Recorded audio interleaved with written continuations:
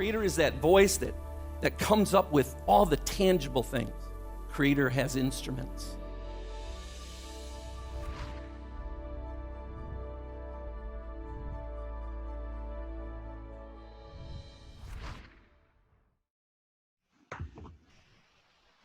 Oh, this could get ugly. I'm just telling you, this coaching quip is not going to be pretty. I'm just telling you, I can't. It's just wow. I'm talking to administrator after administrator who have been sitting in day after day after day of meetings for hours and hours all through this summer, working on reentry plans, and they tell me how they keep having the same conversations and talking circle after circle.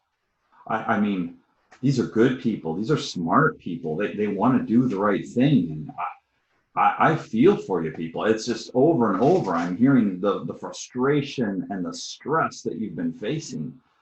And you know, COVID sucks. I mean, and it's sabotage. And I can't believe, I mean, I observe over and over how it's hijacked normal thinking.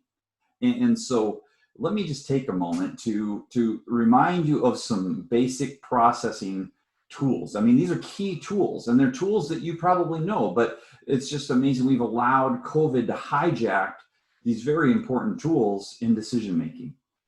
And so, you know, that we're not talking about regular grade level meetings where with your building staff, or we're not talking about reviewing the financials or assessment scores at a board meeting, right? This isn't you're not working through a district improvement plan process, because what do all of those meetings and decisions have in common?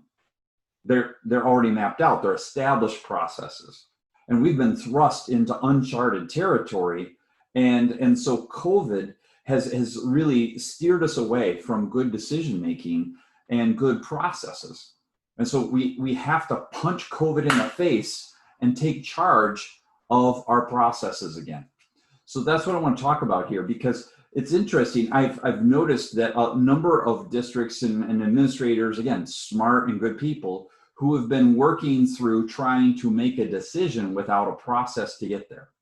Now, of course, I care about your decision, but if I'm going to be an agnostic on the decision, I don't care what the decision is, you still need a process to get there.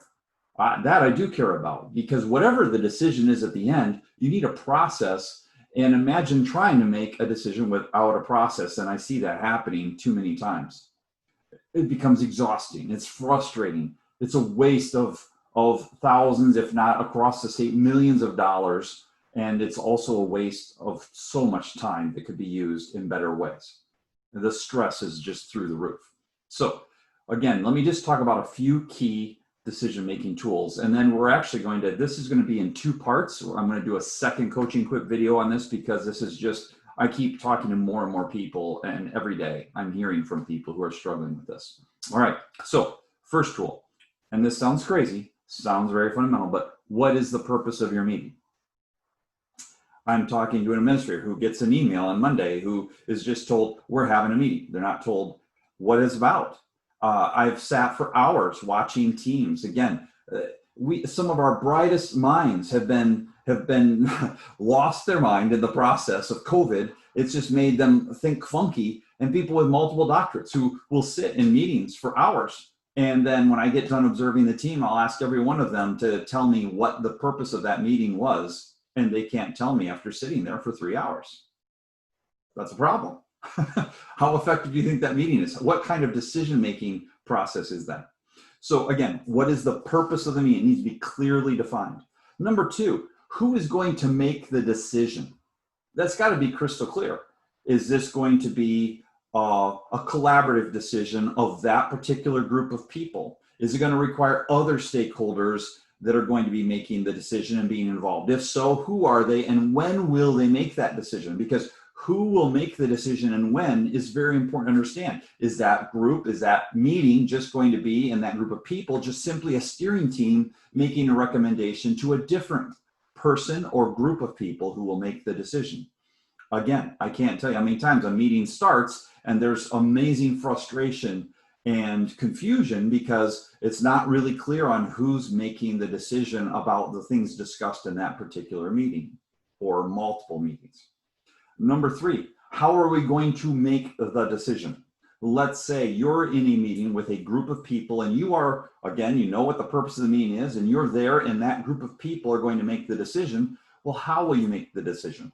Is it a absolute majority? I mean, as far as a unanimous vote, everyone has to be on board. Is it a consensus, a general consensus? Let's just sort of take the temperature of the room. Is it a simple majority? And it's, if there's 8 people, well then 5 of them, let's say 9 people, make it easier math. 5 of those people have to vote yes or no, and that will determine the decision.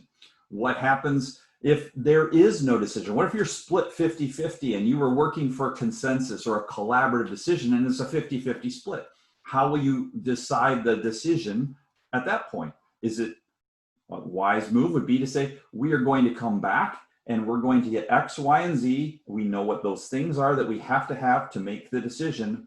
And this next meeting will be the decision. We're going to make it. And if not, who then, so-and-so, a person with that responsibility and authority, of course, is then going to have to pull the trigger if we are still split, because we won't continue to perpetuate a situation for hours and hours and days and weeks where we just go wash, rinse, repeat in a cycle of no decision making.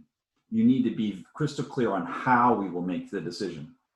And again, lastly, what happens if we can't make the decision? We just talked about that. There's some simple ways to do that. However, in the next video, I'm going to talk with you about how do we make imperfect decisions, because honestly, that's what we've been faced with. COVID has set us up with imperfect decisions to make. And number 2, what do you do when the data is contradictory? Well, that's the next Coaching Quip video. I hope this has helped you out a little bit. Again, I feel for you and the frustration and stress. Let's reduce that with some smart processes for our decision making. And I'll see you at the next Coaching Quip video. This is Leander Robbie with Hewlings and Associates. If you have any questions, you can reach out to either David or myself at leander.robbie, R-A-B-E, @gmail.com, all lowercase. We'll see you soon. Creator is that voice that comes up with all the tangible things. Creator has instruments.